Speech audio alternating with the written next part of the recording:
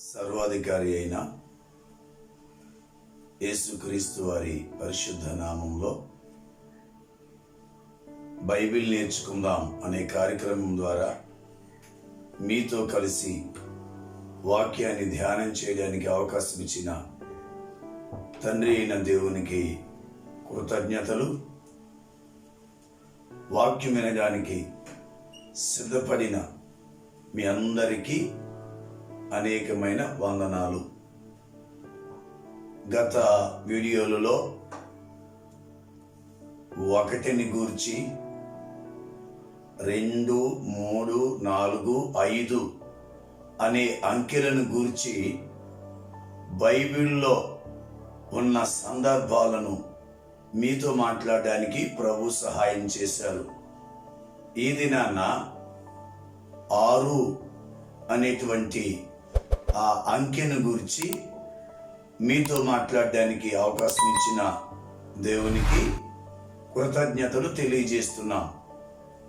6ను గురించిన సంగతులు బైబిల్లో ఏమున్నాయి అని జాగ్రత్తగా ఆలోచిస్తే అద్భుతమైన విషయం ఏమిటి అని అంటే, మానవుణ్ణి తన పోలికలో తన స్వరూపంలో సృజించిన దినము ఏది అని అంటే 6వ దినము.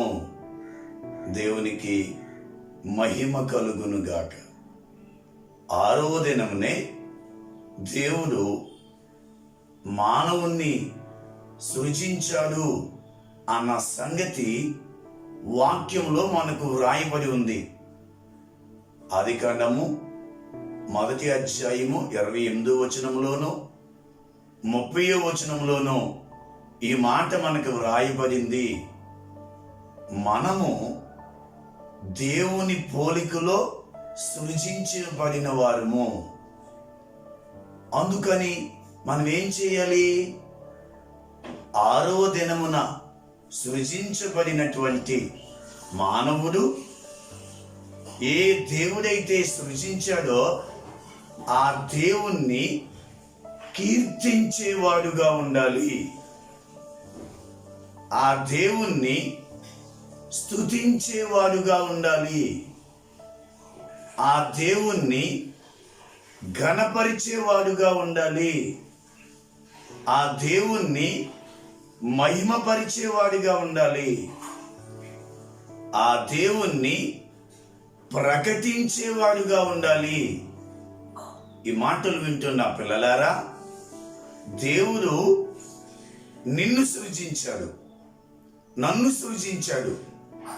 మరి దేవునికి మనం ఎలా ఉపయోగపడుతున్నామో ఆలోచించాలి.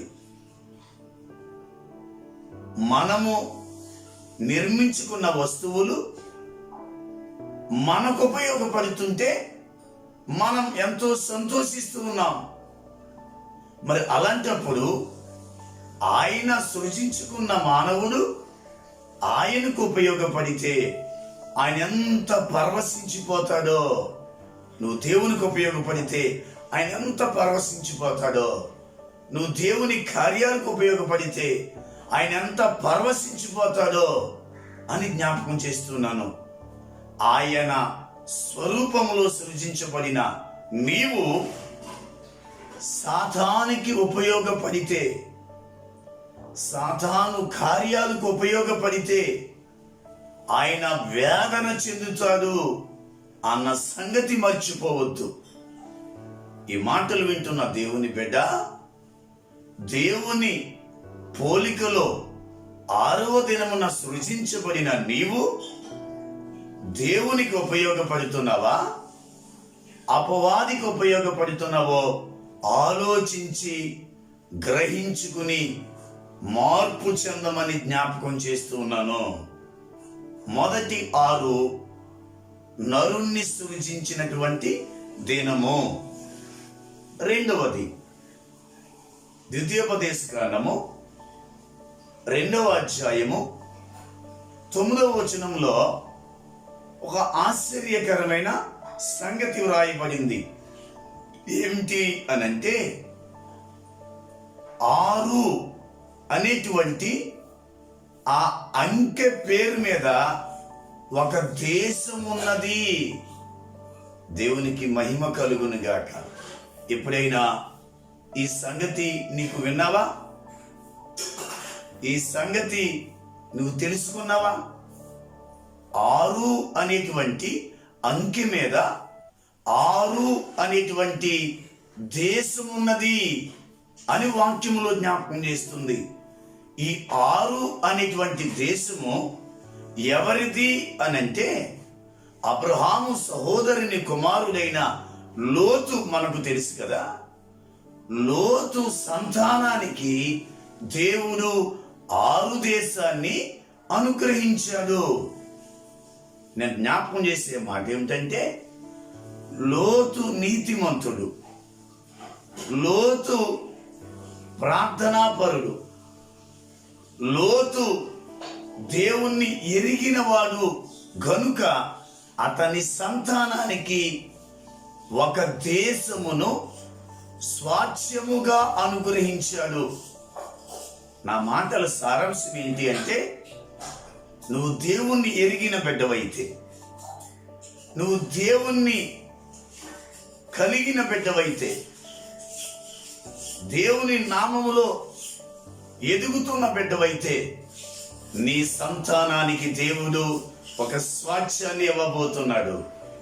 నిన్ను బట్టి నీ సంతానానికి, నిన్ను బట్టి నీ కడుపును పుట్టిన పిల్లలకు ఓ మంచి స్వాస్థ్యాన్ని దేవుడు ఇవ్వబోతున్నాడు. ఒకవేళ నువ్వు ఆ ప్రతిఫలం చూడలేకపోవచ్చేమో. నువ్వు చేసిన భక్తి నీ పిల్లలకు ఉపయోగపడుతుంది. నువ్వు చేసిన పరిశుద్ధత, ప్రార్థన నీ పిల్లలకు ఉపయోగపడుతుంది. దావీదు అంటాడు, నీతిమంతులు విడవబడిట, వారి పిల్లలు భిక్షమెత్తుట నేను చూడలేదు అన్నట్టుగా. ఒకవేళ నీ దినాలలో నీ భక్తి వల్ల నువ్వు యహలోకంగా దీవించబడకపోవచ్చు, కానీ నీ సంతానానికి ఒక మంచి బ్లెస్సింగ్ను దాచి ఉంచాడు. ఈ మాటలు వింటున్న దేవుని పిల్లలారా, అధైర్యపడవద్దు. నాకు ఏ లాభము లేదు, ఏ ఉపయోగము లేదు,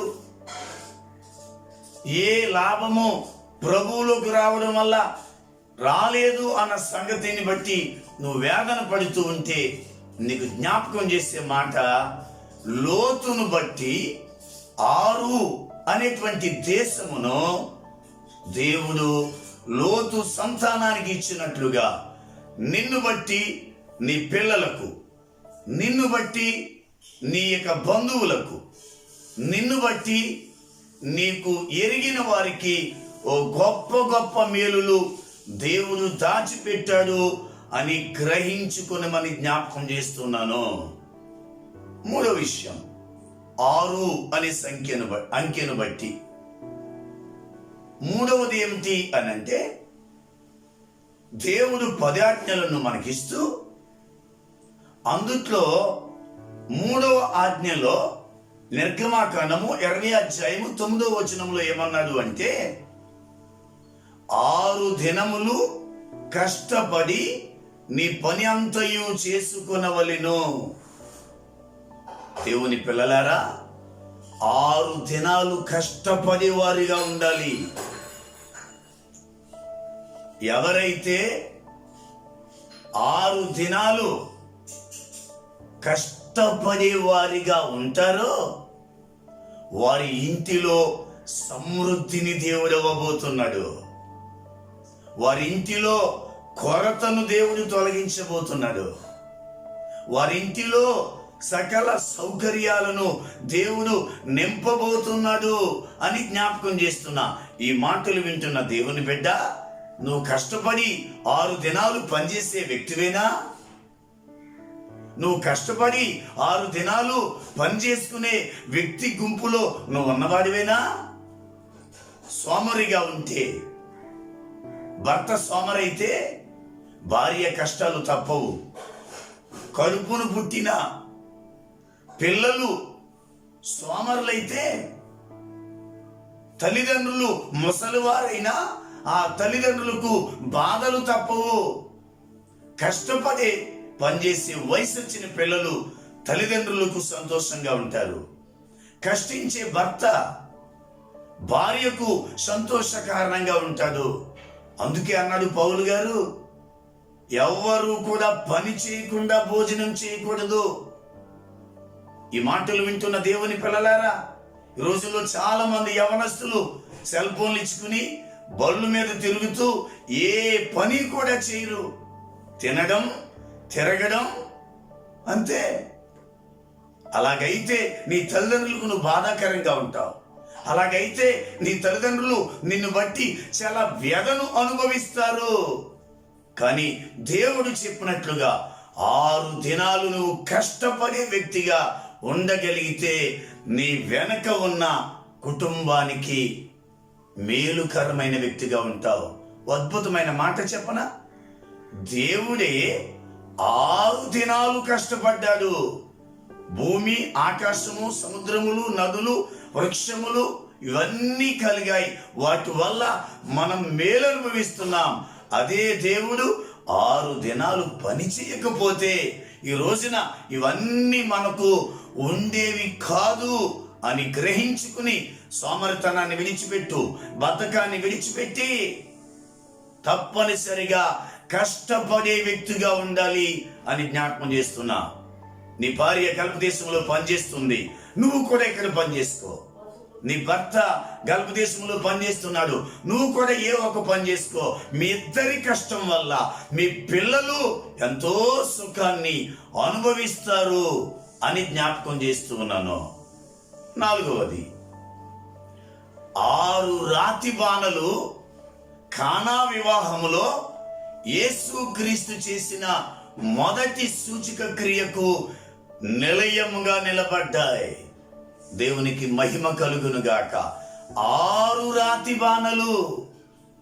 ఉదయకాల సమయంలో యేసయ్య 6 రాతి బాణలను ఉపయోగించుకుని ఓ సూచక్రియ చేశాడు. దేవుడు నిన్ను ఉపయోగించుకుని గొప్ప కార్యాలు చేయాలనుకుంటున్నాడు. నిన్ను వాడుకుని అద్భుతాలు చేయాలనుకుంటున్నాడు. నిన్ను వాడుకుని ఎంతో మందికి గొప్ప స్వస్థతలు చేయాలనుకుంటున్నాడు. నువ్వు సిద్ధపడి యేసు ప్రభువును అంగీకరించగలిగితే 6 రాతి బాణల ద్వారా అద్భుతం చేసిన యేసు నిన్ను ఉపయోగించుకుని, నన్ను ఉపయోగించుకుని అద్భుతం చేయడానికి సిద్ధంగా ఉన్నాడు అనే విషయాన్ని జ్ఞాపకం చేస్తున్నాను. 6లో ఉన్న మరొక కోణం అది మర్చిపోకూడదు అని తెలియజేస్తున్నా.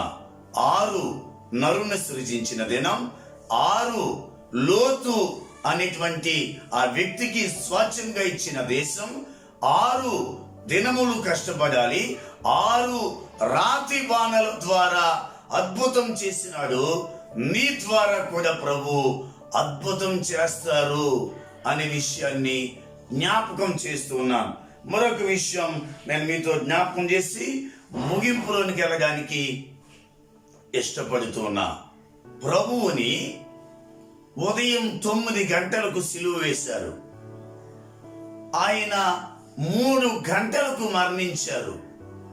అంటే సిలువ మీద 6 గంటలు బాధ అనుభవించారు. దేవుని వాక్యం వింటున్న దేవుని బిడ్డ, నీ కోసం, నా కోసం 6 గంటలు సిలువలో బాధను అనుభవించాడు.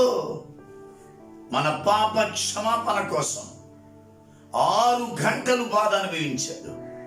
మనల్ని పరిశుద్ధపరచడం కోసం 6 గంటలు బాధ అనుభవించాడు. మనల్ని శాపము నుంచి కొట్టివేయడం కోసం 6 గంటలు బాధ అనుభవించాడు.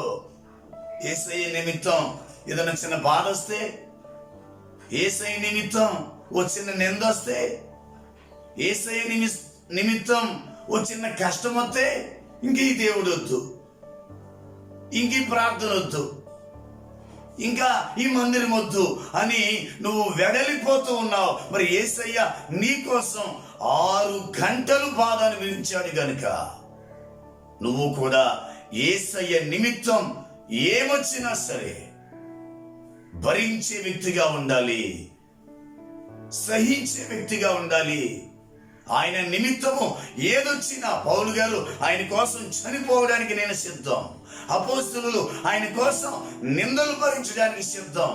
ఆయన కోసం మేము దెబ్బలు తినడానికైనా సిద్ధం అని వారు విశ్వసించి తెగించినట్లుగా యేసయ్య మన కోసం బాధ అనుభవించారు శిలువ మీద.